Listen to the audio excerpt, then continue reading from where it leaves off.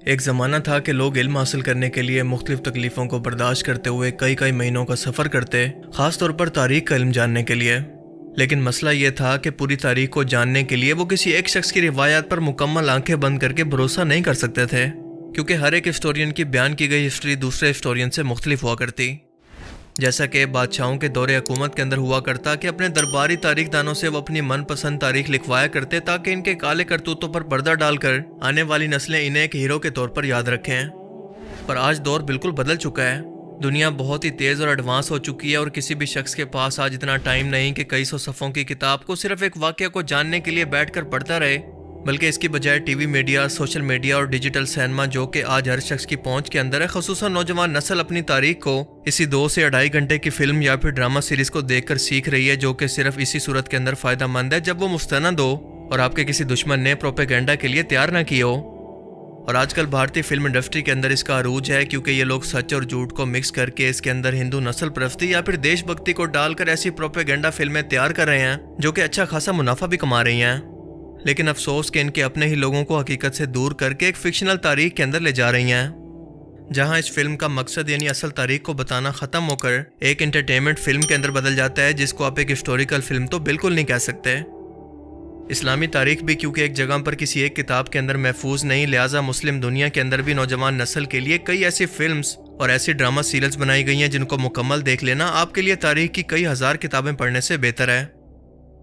انہیں باقاعدہ ریسرچ اور علماء کرام کی نگرانی کے اندر بنایا گیا، اور یہ آپ کو اس دور کے اندر لے جاتی ہیں کہ آپ اصل تاریخ جاننے کے ساتھ ساتھ بہتر طور پر اس وقت کے حالات و واقعات، اس ٹائم کے موجودہ ماحول کو سمجھ کر خود کو اسی جگہ کے اندر محسوس کرتے ہیں۔ اور آج کی ویڈیو کے اندر ہم کچھ ایسے ہی منفرد اور مستند ڈرامہ سیریلز کی بات کریں گے جو کہ آج کے ٹائم کے اندر ہر ایک مسلمان اور تاریخ کے طالب علم کے لیے دیکھنا انتہائی ضروری ہے،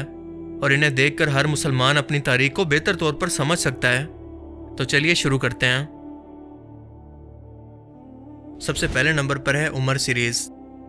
قطر کی طرف سے بنائی گئی 31 اقساط پر مشتمل یہ بایوگرافی اور اسلامی تاریخ کی ڈرامہ سیریز ہے، جو کہ حضرت عمر رضی اللہ تعالیٰ عنہ کی 18 سال کی زندگی سے لے کر مسلمان امت کے دوسرے خلیفہ بننے تک اور اس کے بعد آپ کی موت تک کے واقعات کو دکھاتی ہے۔ اس کے علاوہ اس ڈرامہ سیریز میں رسول اللہ صلی اللہ علیہ وآلہ وسلم کے اعلان نبوت سے لے کر ہجرت مدینہ تک کا سفر، اور اس دوران آپ کو کن کن مشکلات کا سامنا کرنا پڑا، اس کے ساتھ ساتھ آپ صلی اللہ علیہ وآلہ وسلم کی وفات کے وقت مسلمانوں کے حالات کیسے تھے، مسلمانوں کی کفار مکہ کے خلاف تمام جنگیں، حضرت ابو بکر صدیق کا دور خلافت، حضرت عمر فاروق کا دور خلافت، رومن اور پرشین امپائر کا زوال، اور حضرت عمر فاروق کی وفات تک تمام واقعات اور جنگیں اتنے ریئلسٹک انداز کے اندر دکھائی گئی ہیں کہ آپ کو اس دور کے اندر واپس لے جائیں گی۔ شامی ڈرامہ ڈائریکٹر حاتم علی نے اپنی محنت سے اس کو ایک ماسٹر پیس کے اندر بدل دیا ہے، جس کو آپ کو زندگی میں ایک بار تو ضرور دیکھنا چاہیے۔ دوسرے نمبر پر ہے یوسف پیغمبر سیریز۔ حضرت یوسف علیہ السلام کی زندگی پر مبنی یہ کہانی قرآن مجید کے اندر موجود احسن القصص یعنی اللہ کے مطابق بہترین قصوں میں سے ایک قصہ ہے۔ ایران میں بنی اس فلم کو فرج اللہ سلحشور نے لکھا اور اسے ڈائریکٹ کیا، اور 2008 کے اندر اس ماسٹر پیس کو آن ایئر کیا گیا، مگر فرج اللہ کو اس کی قیمت اپنی جان دے کر چکانی پڑی، کیونکہ یوسف پیغمبر کی کامیابی کے بعد وہ بنی اسرائیل کی اصل تاریخ پر ایک فلم بنا کر یہودیوں کو ایکسپوز کرنا چاہتے تھے، مگر اپنے ایک سفر کے دوران اچانک سے ایئرپورٹ پر ان کا سامان اچانک سے غائب ہو گیا، اور کئی گھنٹوں کے بعد جب وہ ملا تو اسی دن سے فرج اللہ سلحشور کو عجیب و غریب قسم کی کھانسی شروع ہوئی، اور دیکھتے ہی دیکھتے ان کے پھیپھڑوں نے کام کرنا چھوڑ دیا، اور یہی ان کی موت کی وجہ بنی۔ کہا جاتا ہے کہ اسرائیلی ایجنسی موساد نے ان کا یہ سامان غائب کر کے ان کے سامان پر اس زہر کو چھڑک دیا تھا، جسے سانس کے ذریعے اندر لے جانے کے بعد فرج اللہ کی آہستہ آہستہ تڑپ تڑپ کر موت ہو گئی۔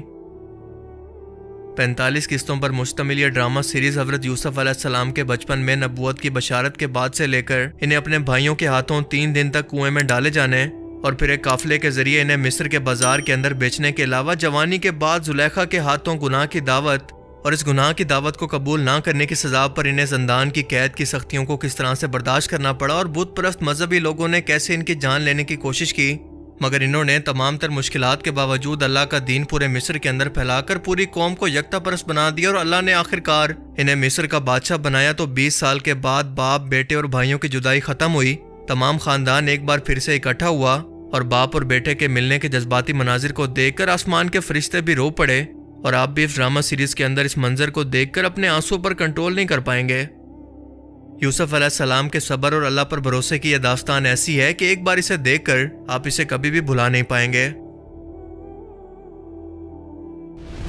تیسرے نمبر پر ایران میں بنایا گیا ایک اور ماسٹر پیس ہے شہید کوفہ،